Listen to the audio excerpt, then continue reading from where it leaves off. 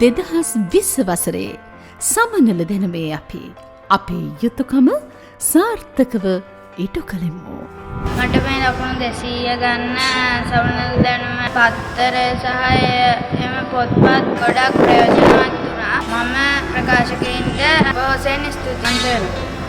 මම හැමදාම වගේ සමනල දැනුම පත්තරය කරනවා. ඒකෙන් මට බොහෝ දේවල් දැනගැනීමට ලැබෙනවා. සමනල දැනුම කතෘ මණ්ඩලයට මම පවසන්නේ මෙවැනි නැවුම් නිර්මාණ සමාජයට ලබා දී ලොකු සමාජ මෙහෙවරක් ඉටු කරන්න කියනවා. මගේ මේ ජයග්‍රහණයට සමනල දැනුම පත්තරේ ගොඩක් ප්‍රයෝජනවත් වුණා. ඒක නිසා මම පත්තරේ කතෘ මණ්ඩලයට ගොඩක් ස්තුති කරනවා. මට ගොඩක්ම උදව් කරේ සමනල දැනුම ප්‍රශ්න පත්‍රය.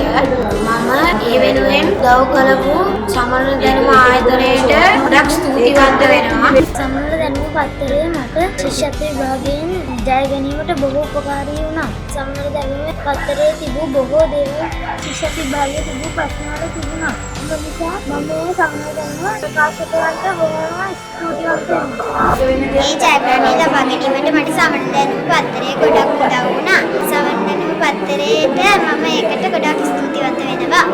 මගේ පුතා රමත් ක්‍රිෂ්ණක සහභාගී. එයා විශේෂ අවශ්‍යතා යටතේ යා විභාගයේ ශිෂ්‍යත්ව විභාගයේ ලංකාවේ පළවෙනි තැනට පාස් වෙලා තියෙනවා. එයා හතරේ පන්තිවලම සමනල දැනුම සංග්‍රහව මාසිකට සැරයක් අරගෙන කරනවා. අවසානයේ ප්‍රශ්න පත්‍ර 6කින් යුක්ත කට්ටලිය පවා එයා කරා. එයාට ඒක එයාගේ අධ්‍යාපන ජීවිතයේ උදව්වක් වුණා.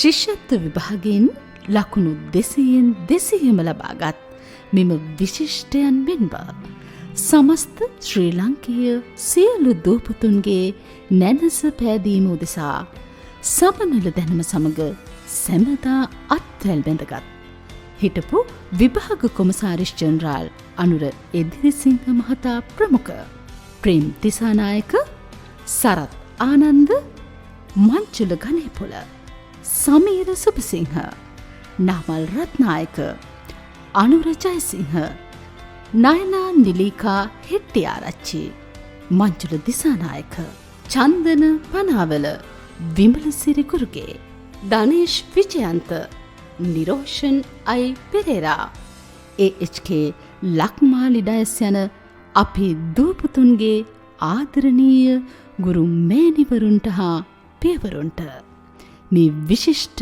ජයග්‍රහණයන් වෙනුවෙන් සමනල දැනුම අපගේ ප්‍රණාමය. සමනල දැනුම හොඳම දේ නිවැරදිව